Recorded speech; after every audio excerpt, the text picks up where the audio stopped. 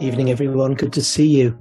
I want to speak today on a passage that I hope has prophetic significance for us, and it is from 1 Samuel 22, verse 1 to 3. That's my beginning.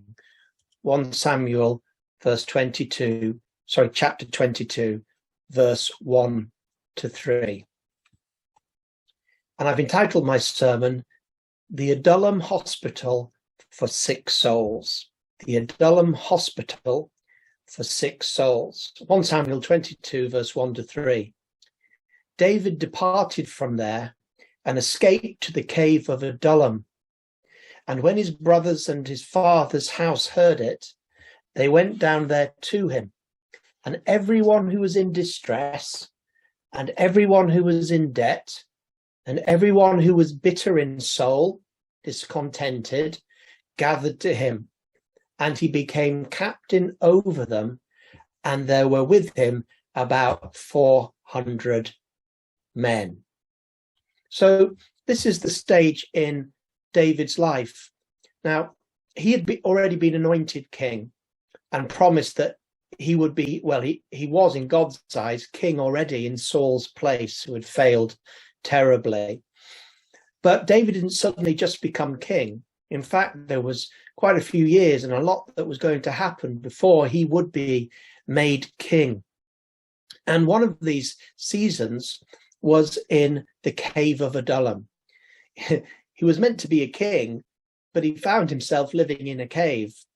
What a strange situation. God anoints you king, and you would imagine that you'll be in a palace very soon, wouldn't you? God anoints you king, and where'd you end up? In a worse place than when you weren't anointed a king. At least you could have a nice shelter and peace with the sheep when you were a shepherd, but now you're in an old cave hiding. And so here he is in Adullam, but he's not in Adullam alone.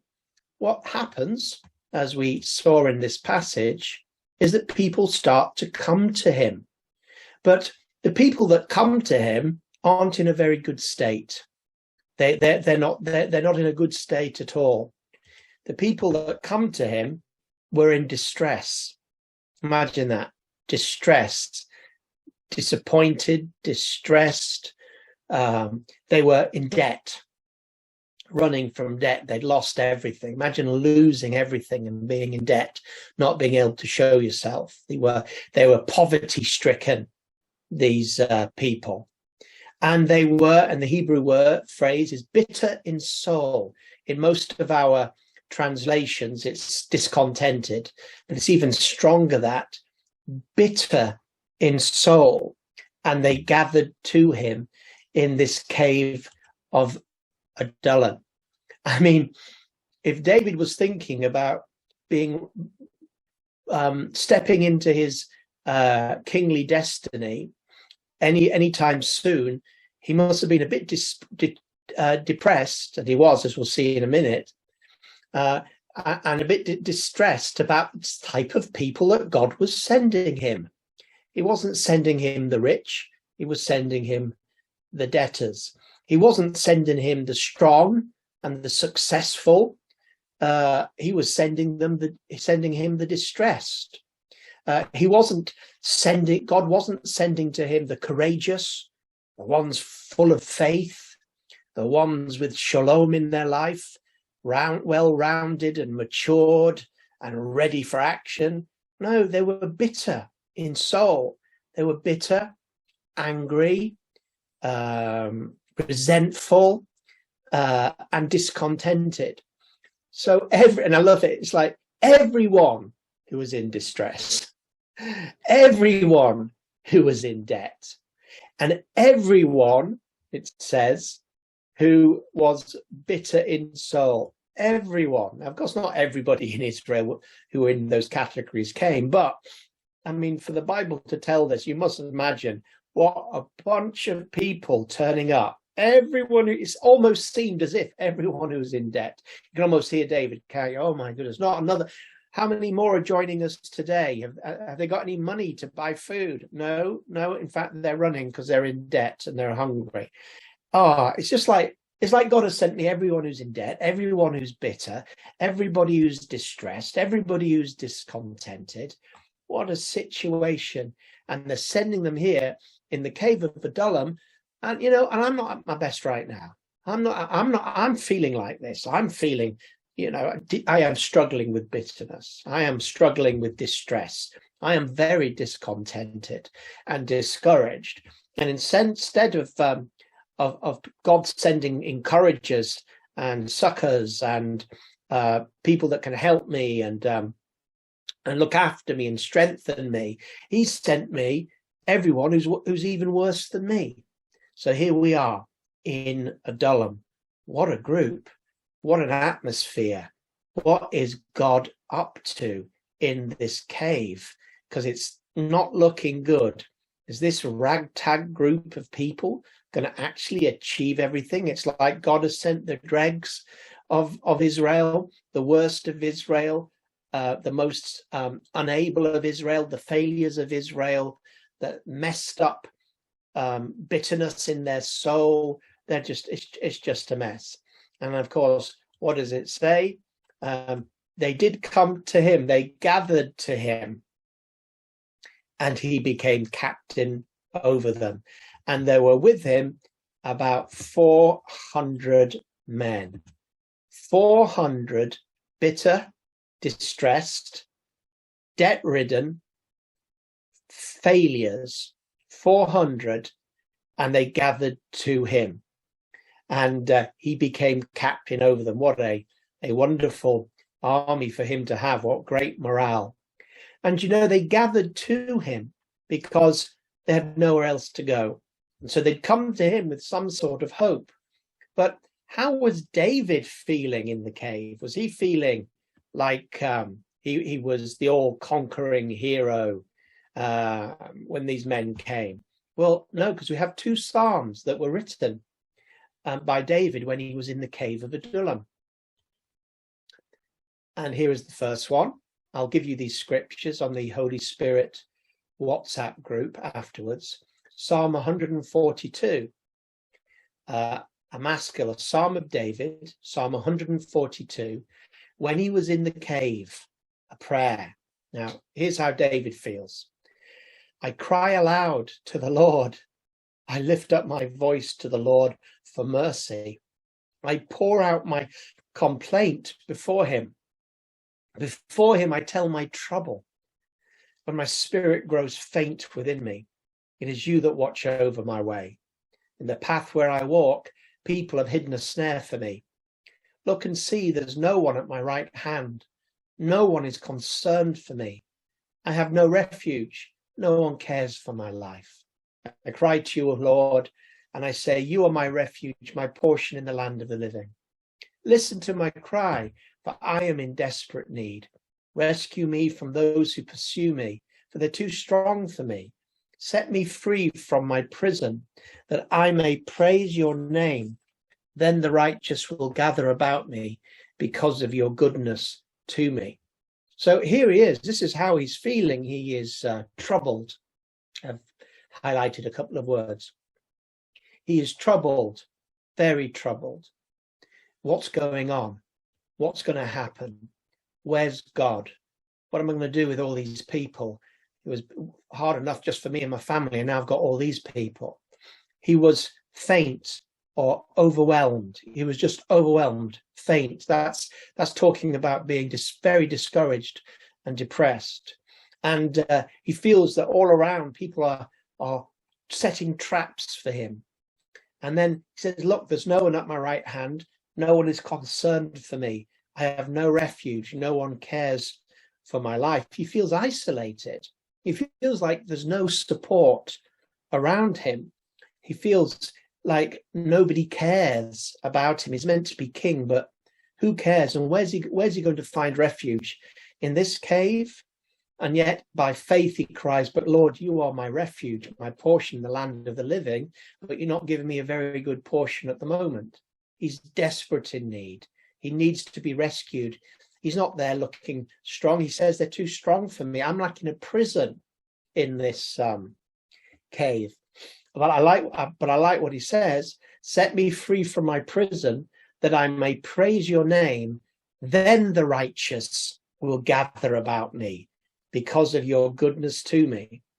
So he's calling on the Lord for the righteous to gather around him because of God's goodness. But he doesn't seem to have much of God's goodness. And is it the righteous that gather around him? Everyone who was in distress, everyone who was in debt, and everyone who was bitter in soul and discontented gathered around him. So he was hoping for the best to come round him. He was hoping that that God was going to deliver him soon, and that as he praised him and believed, the righteous would gather around him because of his goodness to me. But instead of the righteous, he had the unrighteous gathering to him. He must have thought, what am I going to do here? I think you get the picture. Well, the second psalm that he wrote, well, I don't know if it was the second, but there were two psalms and another psalm that he wrote, Psalm 57, to the tune of Do Not Destroy. I wonder what tune that sounds like. Oh, can you play this psalm to the tune Do Not Destroy? I wonder what that sounded like. Of David when he'd fled from Saul into the cave. Probably this was the first one, I don't know. Be merciful to me, O God, be merciful to me, because my soul trusts in you, and in the shadow of your wings I'll make my refuge until these calamities have passed by. I will cry out to the God Most High, to God who performs all things for me. He shall send from heaven and save me. He reproaches the one who would swallow me up.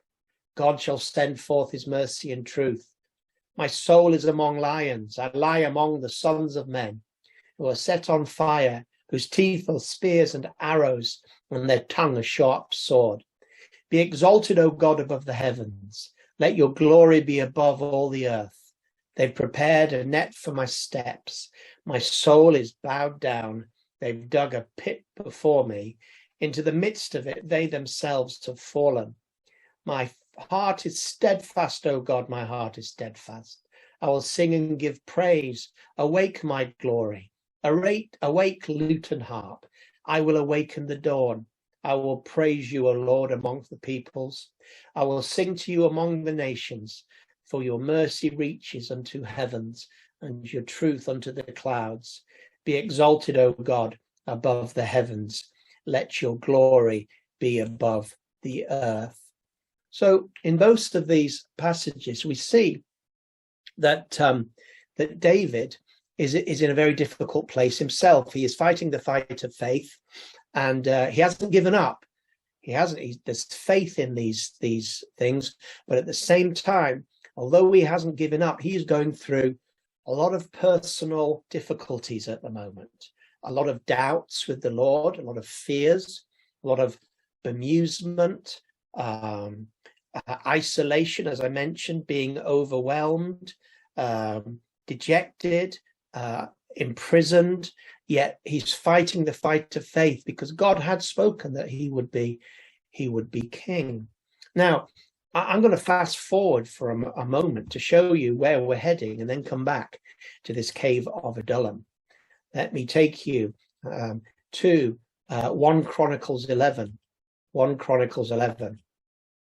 Now, here's the end of the story. David becomes king over Israel. So he's there in Adullam, but by 1 Corinthians Chronicles 11, we have this: David becomes king over Israel. All Israel came together. All Israel. Not all who were depressed and all Israel came together to David at Hebron and said, we are your flesh and blood. In the past, even when Saul was king, you were the one who led Israel to their military campaigns. And the Lord your God said to you, you will shepherd my people Israel, and you will become their ruler. When all of the elders of Israel had come to King David at Hebron, he made a covenant with them at Hebron before the Lord, and they anointed King David over Israel, as the Lord promises through Samuel. We then get the fact that he conquers Jerusalem and takes up residence. But look at this here. David's mighty warriors. What you get right now, look at all this. I'm not going into it. Look at this. Look at these people. All of these people.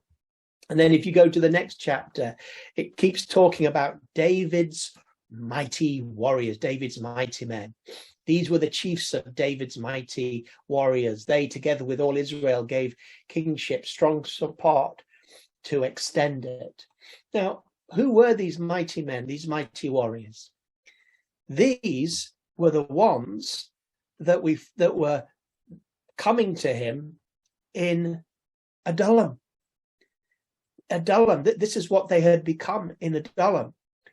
Now remember, although David was going through some deep personal problems, you saw it there, and we could really stay a while in those Psalms to see what must David have been going through personally.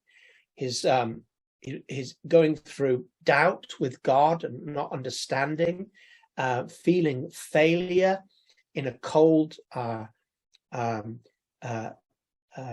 cave, and then all these people. Goodness me, look at these people. God, it's enough that I'm here. Now you're sending me this lot. Oh dear God, I got enough problems without you sending me all their problems.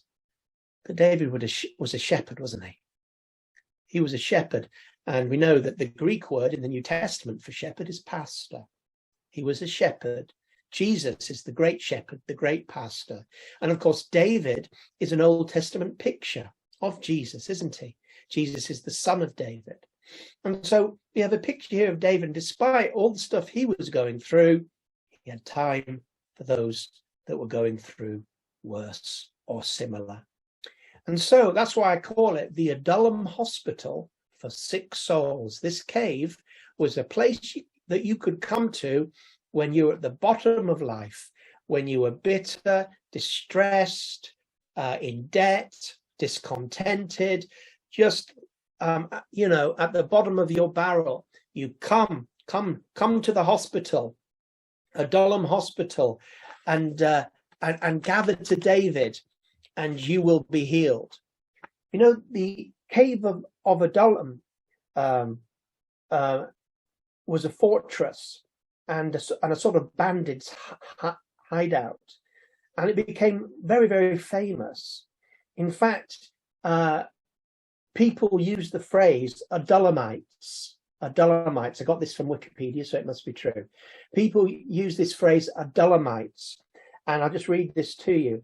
The term Cave of Adullam has been used by political commentators referring to any small group remote from power but planning a return. Maybe it's Boris Johnson. Maybe Boris Johnson is in the Cave of Adullam. Some of you are hoping he is, and some of you are hoping he isn't. So the cave is a place in political language today where if someone's lost power or are remote from power, and there's only few of them, and they've been sidelined and ignored, it's where they're regrouping, planning to return. And this phrase Adullamites has actually been used to refer to political outsiders. Like I said, Boris Johnson and his Adullamites. I don't know, but that would what the phrase that political commentators might use if they thought he was with a few people planning his return. Whether you think that's good or not is not my point. But David was a shepherd, so that means that he must have done a lot to turn these people to become mighty men. And this says something, I think, about what God is calling us, and we're already doing this, but I'm just hoping to prophetically strengthen what we already believe, all right? And that is, we have prayed and will continue to pray for God to send us choice people to our manual, both Edgware and Westminster. Hey, we prayed that. We prayed it for years. I hope I'm a choice person, but I was an answer to these prayers that have continued, and God brought me to a manual. Whatever help I can bring, I think that was a prayer answer. And others, we think of others coming, even last few weeks, people are coming and they are like choice, and we need those. We need those. But at the same time, we're going to find in these coming days, I believe, especially as our choice people strengthen our ministry so that we can cope with it, we're going to get I don't know, distressed already come, but what I'm saying is we're going to be even more involved as people who are distressed, in debt, not just financially, but in debt to society, in debt to everything, spiritually in debt, bitter, discontented, broken down. People are going to come to us, and I'm not telling you anything that you don't know, but in this picture, they're going to come like the people came to the cave of Adullam. And these people are also going to become choice people. God will send us almost fully formed choice warriors, men and women, children and teenagers, to come in and strengthen our hand. But at the same time, we're going to have people come to us and almost like David, we're going to go, oh my goodness, what we're going to do with this person. Oh my word, what a mess, what a background, what a mess. But these people are going to come to us and they're not going to stay in a mess. They're not going to stay in the mess. I felt the Lord maybe prompting some of us about people who have stayed in a mess too long and having a good, serious talk to them. Do you hear what I'm saying? Okay. So I'm talking about people that just are not moving forward, and haven't moved forward. And I'm not saying everybody's going to become an absolute champion or a fivefold minister. If we look at the mighty men in that passage that I showed you, you had captains of 100, captains of 10, you had all sorts of abilities. So I'm not talking about everybody having the same ability, but everybody being useful in God's house. And sometimes some people, they come and it's time after, you've got to give people time, but the Holy Spirit will prompt us to be a little bit more personal with some people. Some of us are already, but others of us that tend to let things go, I think by the Holy Spirit, not by us, we're going to say, come on, it's time for you. Give them a little push. It's time for you to grow up. I don't mean that in a rude way, but literally to grow up a bit, to mature, to get through this thing, to get going even during this. And so David had his personal struggles, but it didn't mean he couldn't help others. Sometimes one of the difficulties for us, isn't it, is that when we're going through personal troubles, it's very difficult to help other people with personal troubles. We sort of want to get ourselves sorted out in whatever circumstance or situation before we go and help one another.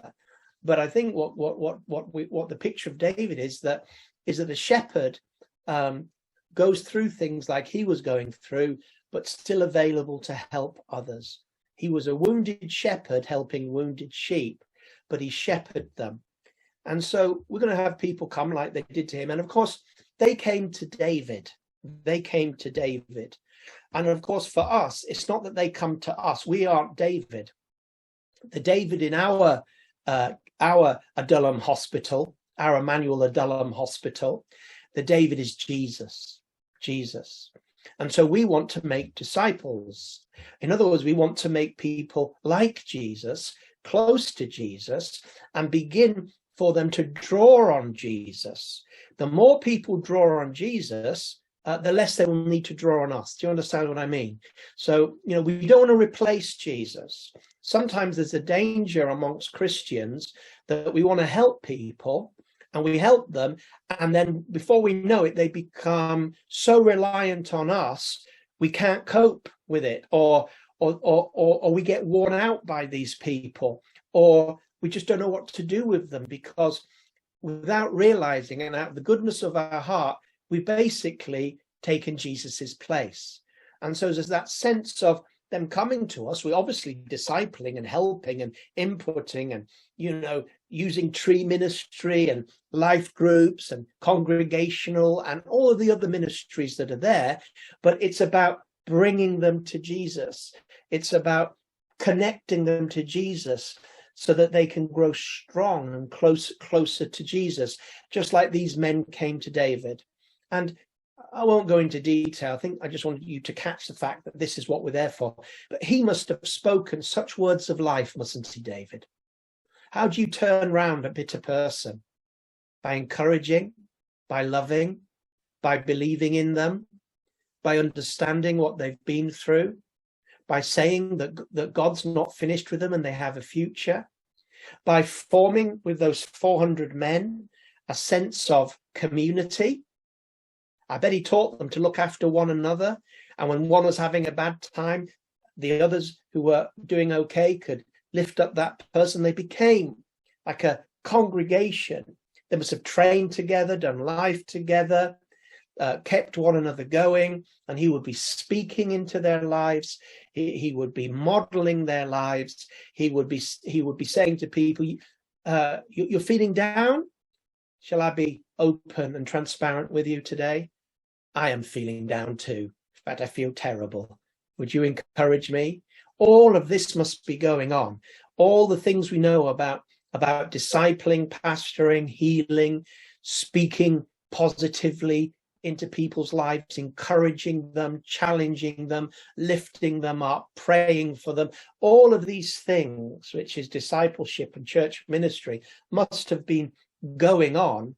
And then, we get that beautiful picture from the hospital to the palace.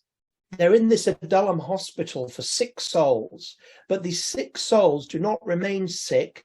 They gradually become healed. And they don't just become healed, they become warriors. They begin to fight for the king. In other words, as Christians, we begin to fight the good fight of faith. We begin to grow. We begin to become captains of others. We don't just take responsibility for ourselves. What is real maturity in the Christian faith? Real maturity is growing to a place where you take responsibility for others, the one another passages.